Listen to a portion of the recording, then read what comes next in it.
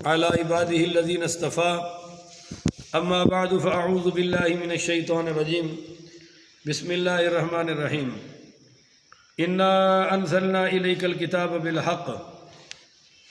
معزز محترم محتشم سامعین حضرات، 21 مارچ 2021 بروز اتوار کا یہ درس قرآن انشاءاللہ سورۃ النساء آیا نمبر 105 سے 113 تک جاری رہے گا۔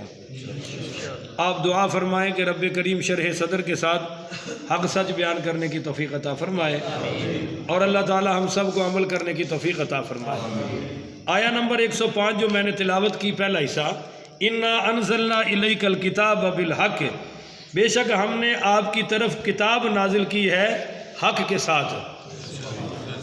کتاب نازل کی ہے حق کے ساتھ۔ انا کا معنی ہم، انی کا معنی میں، انی کا معنی اور انا کا معنی اللہ تعالیٰ اپنے لیے میں کہے اس کی شان گھٹتی نہیں، اللہ ہم کہے اس کی شان بڑھتی نہیں۔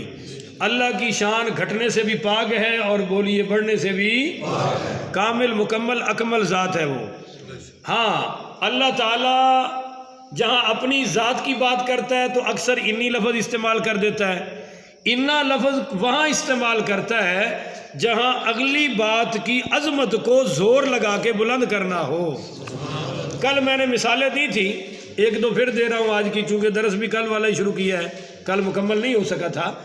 انا اعطینا، کہ ہم نے آپ کو کوثر عطا کیا ہے۔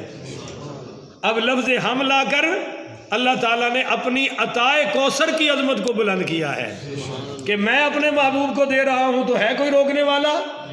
اچھا جی، وَرَفَعْنَا لَكَ ذِكْرَكَ، ہم نے آپ کا ذکر آپ کی خاطر بلند کر دیا ہے۔ اب جب ذکر مصطفیٰ اللہ کہہ رہے ہیں ہم بلند کر رہے ہیں تو ہے کوئی گھٹانے والا؟ ہے کوئی مٹانے والا؟ کوئی کچھ نہیں کر سکتا۔ تو اللہ نے لفظ ہم استعمال کر کے ذکر مصطفیٰ کی عظمت کو بلند فرمایا ہے۔ اِنَّا نَحْنُ نَزَّلْنَا الذِّكْرَ، ہم نے یہ قرآن نازل کیا ہے۔ وَإِنَّا لَهُ لَحَافِظُونَ، اور ہم اس کی حفاظت کریں گے۔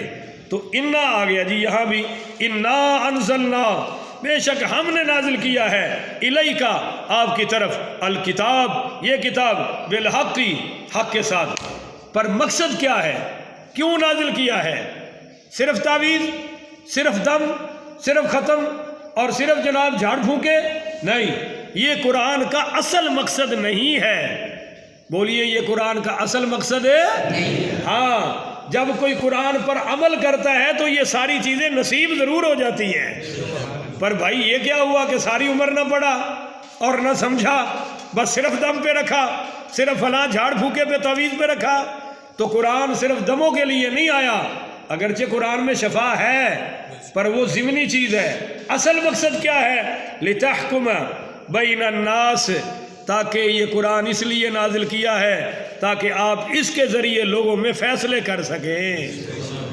بولیے لوگوں میں۔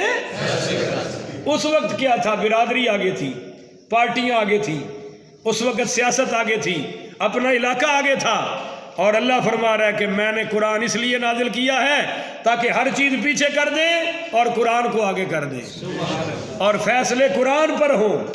بولیے فیصلے۔ اب یہاں سمجھیے کہ نبی پاک پڑھیے صلی اللہ علیہ وآلہ وسلم نے خود فرمایا کہ میری آمد کا مقصد یہ ہے کہ میں خاندانی بت توڑ دوں، کہ تمہارے خاندان اور ہر چیز پیچھے ہو جائے، لا الہ الا اللہ محمد رسول اللہ آگے ہو جائے۔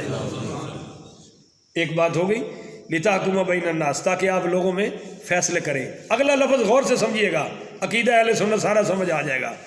بِمَا أَرَاكَ اللَّهُ، اس چیز کے ساتھ، أَرَاكَ اللَّهُ، جو آپ کو اللہ دکھا رہا ہے۔ ہائے ہائے ہائے، نہیں سمجھے یار، جو آپ کو، یہ بڑی بات ہے۔ حضرت عمر پاک رضی اللہ تعالی عنہ کہتے ہیں کہ یہ بات ہے بِمَا أَرَاكَ اللَّهُ، جو آپ کو اللہ دکھا رہا ہے۔ حضرت عمر کہتے ہیں یہ شان صرف حضور پاک کی ہے کہ اللہ ان کو دکھاتا ہے۔ ہائے ہائے، اللہ ان کو کیسے دکھاتا ہے؟ یہ میں حدیث لایا ہوں، اسی میں آگے آ رہی ہے۔ نبی کریم پڑھیے صلی اللہ علیہ وآلہ وسلم نے فرمایا کہ رات میں سویا تو اللہ تبارک و تعالی نے مجھے خواب میں اپنا دیدار عطا فرمایا اور نہایت خوبصورت اور حسین صورت میں نے اللہ کو دیکھا. کہتے ہیں کہ اللہ تعالیٰ نے مجھ سے پوچھا خواب میں کہ یا محمد صلی اللہ علیہ وآلہ وسلم کیا تم جانتے ہو کہ مقرب فرشتے کس چیز میں بحث کر رہے ہیں؟ میں نے کہا نہیں. کہتے ہیں پھر اللہ تعالیٰ نے اپنا ہاتھ میرے کندھوں کے درمیان رکھ دیا. ہائے ہائے ہائے. حتیٰ کہ اس کی ٹھنڈک میں اپنے سینے کے درمیان میں نے محسوس کی. پر جب رب کا ہاتھ میرے کندھوں کے درمیان آیا تو پھر جو کچھ آسمانوں اور زمینوں میں ہے سب کچھ مجھ پر روشن ہو گیا اور میں نے ہر چیز دیکھ لی. تو بما اراک اللہ، فیصلہ اس کے ساتھ کریں جو اللہ آپ کو دکھا رہا ہے.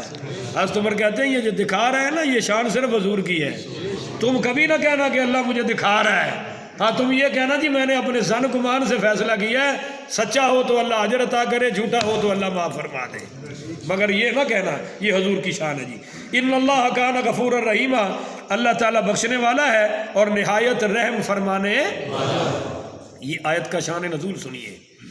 حضرت قتادہ بن نعمان پڑھیے رضی اللہ تعالیٰ. یہ وہی صحابی ہیں جن کی غزوہ احد میں آنکھ نکل گئی اور یہاں تیر لگا اور ڈیلا ریزہ ریزہ ہو گیا. تو انہوں نے کہا یا رسول اللہ میری تو آنکھ چلی گئی. آپ نے فرمایا لاؤ.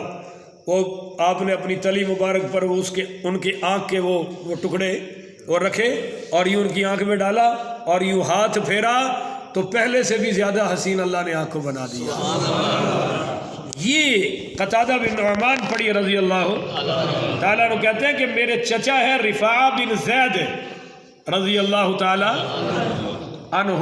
یہ مسلمان تو تھے پر یہ قتادہ بن نعمان کہتے ہیں میں شک کرتا تھا کہ پتہ نہیں میرا چاچا اتو مسلمان ہے یا وچوں بھی ہے، یہ مجھے شک رہتا تھا. ہوا یہ کہ ساری غذا تو ان کی جو تھی، گندم تھی، جو کا آٹا اور کھجورے وغیرہ یہ ان کی غذا تھی. پر کچھ لوگ جو مالدار تھے وہ باہر سے آٹا بھی. تو میرے چچا رفاع بن زید نے شام تجارت کرنے گئے تو وہاں سے کچھ آٹے کی بوری لے آئے، اس میں زیرہ رکھ دی اور وہ لا کے وہ جو آٹے کی کوٹھڑی نہیں ہوتی اس میں رکھ دیا. تو رات کو ایک شخص اٹھا، وہ یہ 3 بھائی تھے، تامہ بن عبیرق، اور بعد کہتے ہیں کہ اس کا نام، یہ 3 بھائی تھے بشر، بشیر اور مبشر. تو یہ واقعہ بشیر نے کیا، بشر نے کیا. کس نے کیا؟ بشر. با کے نیچے زیر ہے، بشر نہیں، بشر نے یہ واقعہ کیا. اور بعض کہتے ہیں کہ نہیں، تامہ بن عبیرق، اور قبیلہ ان کا کون تھا؟ بنو ظفر. بولیے بنو ظفر، انصار تھے. یہ رات کو آیا، اس نے وہ کوٹلی شوٹلی توڑی اور وہ بوری بھی اٹھائی اور اس میں وہ جو زیرہ شیرہ تھی وہ بھی نکالی اور لے گئے. اب وہ تو رات کا ٹائم تھا تو وہ تھوڑا تھوڑا آٹا گرتا رہا اور لکیر بن گئی اس کے دروازے تک. نمبر 2، اس نے وہ زیرہ تو ایک یہودی کو دے دی، کہا بھی میری امانت ہے اپنے پاس رکھ لے. یہ ساری چلاکی کی. صبح جب انہوں نے پڑتال شروع کی کہ بھئی رات ہماری چوری ہوئی ہے، ادھر ادھر پوچھا تو لوگوں نے کہا کہ یہ جو تامہ بن عبیرق ہے نا، عبیرق، اس کے گھر رات دیر تک روشنی وغیرہ رہی ہے، ہمیں لائٹ کا زمانہ تو تھا نہیں، تو لہذا لگتا ہے کہ یہ کام اس کا ہے. اب لوگ دروازے پہ چلے گئے، قتادہ بن نعمان خود گئے، چچا ابھی تک نہیں گئے، یہ سارا مقدمہ بھتیجا لڑ رہا ہے. اور کہا بھی ہاں بھائی ہماری چوری. انہوں نے کہا کہ ہم نے تو نہیں کی، لگتا ہے کہ لبید بن سہل نے کی ہے. اب لبید بن سہل رضی اللہ تعالی عنہ، قتادہ بن نعمان کہتے ہیں تو بڑے مخلص آدمی تھے اور بڑے نیک دل پائے کے عبادت گزار تھے. جب ان کا نام لیا حضرت قتادہ کہتے ہیں تو ہم تو ان کی طرف، پر جب بات ان تک پہنچی تو انہوں نے تلوار نکال لی اور کہا ایسی کی تیسی جو میرا نام لے. وہ سیدھا ان کے گھر جن کی چوری، ان کو دروازہ کھٹکا گیا، تسی میرا نام لے، میں تو چور نظر آنا، آؤ میری تحقیق کرو. انہوں نے کہا جی ہم نے آپ کا نام جس نے لیا ہے اس نے لیا ہے، ہم نے آپ کا نام. اب وہ جب پھر دوبارہ اس کے پاس پوچھا گیا تو اس نے کہا یہ یہودی سے پوچھو، یہودی کا نام لے دیا. اب اس کو پوچھا تو زیرہ اس سے برآمد ہو گئی. تو اس نے کہا یہ زیرہ میرے پاس ہے پر یہ اسی نے میرے پاس امانت رکھی ہے، یہ میری اپنی. بہرحال سب کو پتہ چل گیا کہ چور ہے. بولیے یہی ہے. تو قتادہ بن نعمان نے کہا وہ کہتے ہیں کہ پھر میرے چاچا رفاع بن زید نے کہا کہ بیٹے یہ کیس حضور کے پاس لے جاؤ، اب ہم سے یہ حل ہو سکتا، کیونکہ وہ انکار کر رہا تھا میں نے چوری نہیں کی۔ اب جب وہ بات اٹھی تو سارے قبیلے والے بھی ساتھ مل گئے، قبیلے والوں کو پتہ تھا کہ یہ چور ہے، پتہ تھا کہ یہ چور ہے، پر انہوں نے کہا بھئی اب اگر یہ پکڑا گیا تو پھر برادری کی عزت ہے، اصل فنڈا ہے یہ، اصل مسئلہ ہے وہ کہا جی اب اگر یہ پکڑا گیا تو ہم تو بڑے ڈیگریڈ ہو جائیں گے، بدنام ہو جائیں گے، لہذا اس کا دفاع کریں۔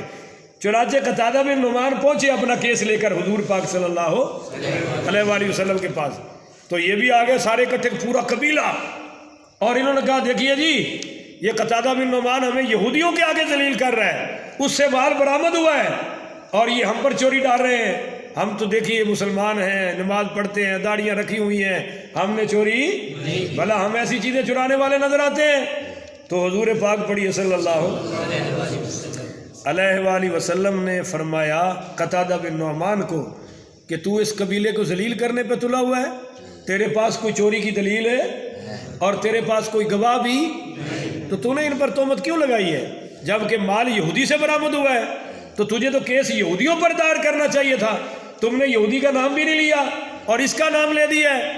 بس یہ خیال آیا تو حضرت قتادہ بن نعمان نے ٹھنڈا آہ بھری، کہنے لگے ہائے کاش میں نقصان برداشت کر دیتا، یہ کیس حضور تک لاتا ہی نہ، کہ مجھے یہ کلمہ سننے کو مل رہا ہے کہ میں ایک مسلمان قبیلے کو ذلیل کر رہا ہوں۔ اچھا پھر کہتے ہیں کہ قتادہ بن نعمان کہ میں نے اپنے چاچا رفاع بن زید سے کہا کہ یہ معاملہ ہو گیا، حضور تو یہ فرما رہے ہیں کہ تم نے بغیر ثبوت کے، بغیر گواہ کے، بغیر دلیل کے ان پر چوری کی تہمت لگا دی ہے۔ تو رفاع بن زید کہنے لگے بھتیجے تو دفع ہی کرتا، مال گیا تھا نا، حضور کو تکلیف تو نہ ہوتی۔ اور ایک جملہ اور کہا کہ اگر اب بات حضور تک پہنچ گئی ہے تو واللہ المستعان، فکر نہ کرو اللہ ہماری مدد کرے گا، بولیے اللہ ہماری مدد کرے گا۔ اس پر یہ آیت نازل ہوئی کہ میرے محبوب ہم نے آپ پر یہ کتاب اس لیے نازل کی ہے کہ آپ لوگوں میں فیصلہ کریں بما اراک اللہ، اس سے جو میں آپ کو دکھا رہا ہوں، ولا تکن للخائنین، اور آپ خیانت کرنے والوں کی طرف سے جھگڑنے والے نہ بنیں، آپ خیانت کرنے والوں کی طرف سے جھگڑنے والے نہ بنیں۔ آپ کیوں خیانت کر رہے ہیں؟ یعنی اللہ نے بتا دیا کہ خیانت کرنے والے وہی ہیں جو اپنے آپ کو بے قصور کہہ رہے ہیں کہ جی ثبوت نہیں ہے، گواہ نہیں ہے، میں اللہ جو کہہ رہا ہوں کہ یہی ہیں۔ سبحان اللہ، اب اس سے بڑا کوئی ثبوت ہے؟ وَلَا تُجَادِلْ عَنِ الَّذِينَ، اور آپ نہ لڑیں، اور آپ نہ لڑیں ان لوگوں کی طرف سے، نہ وَلَا تَكُنْ لِلْخَائِنِينَ خَصِيمًا، آپ خیانت کرنے والوں کی طرف سے جھگڑنے والے نہ بنیں۔ اگلی آیت نمبر 106، وَاسْتَغْفِرِ اللَّهَ، آپ اللہ سے معافی مانگیے، آپ اللہ سے مغفرت طلب کیجئے، استغفار کیجئے۔ کیوں؟ وہ جو آپ کے دل میں آیا کہ برآمد یہودی سے کرو، برآمدگی یہودی سے کرو، اور وہ جو آپ کے دل میں آیا کہ آپ نے مدعی سے کہا کہ تم نے بغیر دلیل کے، بغیر ثبوت کے قبیلے پر تہمت لگا دی، یہ اس بات پر آپ اللہ سے معافی مانگے کہ خیال کیوں آیا، تو پتہ چلا فیصلے میں ڈنڈی کا خیال بھی آ جائے تو وہ حرام ہے، ڈنڈی کا خیال بھی آ جائے تو وہ، پر علماء کہتے ہیں حضور کے دل میں ایسا کوئی خیال نہیں آیا تھا، اللہ نے پھر بھی یہ بات کر دی تاکہ قیامت تک نبی کی امت میں جو فیصلے کرنے والے ہیں ان کو سمجھ آ جائے کہ فیصلے کرنے کس طرح ہے، بولیے فیصلے کرنے کس طرح ہے، ان کو طریقہ آ جائے۔ آؤ تاؤ نہیں دیکھنا، برادری نہیں دیکھنی، پارٹی نہیں دیکھنی، ملک اور وطنی نہیں دیکھنا، دیکھنا ہے تو صرف حق دیکھنا ہے۔ اور مزے کی بات ہے مقابلے میں یہودی ہے، ہائے ہائے ہائے، مقابلے میں یہودی، پر اس کا مسلمان نہ ہونا اس بات کی دلیل نہیں کہ وہ ہر بات میں جھوٹا ہے، یا جو مسلمان نہیں ہے بس سارا اس کو رگڑتے جاؤ، نہیں، حق حق ہے، مسلمان ہونا اپنی جگہ اور غیر مسلم ہونا۔ لو جی، الذین ولا تجادل عن الذین، آپ نہ ان لوگوں کی طرف سے جھگڑے، یختعون انفسہم، جو خیانت کرتے ہیں اپنی جانوں سے، بولے جو خیانت کرتے ہیں، اب ان کی پٹائی ہو رہی ہے کہ یہ جو انہوں نے دوسروں سے خیانت کی ہے نا، اصل میں وہ اپنے ساتھ خیانت کر رہے ہیں کہ یہ اللہ کی نظروں سے بھی گر گئے، اللہ کے رسول کی نظروں سے بھی گر گئے، اور قیامت والے دن حساب بھی۔ تو یاد رکھیے کہ ہر ظلم اپنی جان سے ظلم ہے، وہ آنکھ کا ظلم ہو، کان کا ظلم ہو، سونگھنے کا ظلم ہو، بولنے کا ظلم ہو، چلنے کا ظلم ہو، یہ چھونے کا ظلم ہو، اشاروں کا ظلم ہو۔ میرے نبی نے یہاں تک فرمایا کہ اشارے کرنا یہ نبی کی شان نہیں ہے، نبی اشارے کرنے کے لیے نہیں آتا، نبی سیدھی اور واضح بات کرنے کے لیے آیا ہے۔ تو بہرحال جی، ان اللہ لا يحب من کان خوانا اسیما، بے شک اللہ تعالیٰ ہر اس شخص کو پسند نہیں کرتا جو بد دیانت ہے اور اسیما اور گناہ کرنے والا ہے، یعنی گناہ گار سے اور بد دیانت سے اللہ کو محبت نہیں، نفرت ہے۔ تو ایک مسئلہ یہ حل ہو گیا، اب سنیے دوسرا مسئلہ۔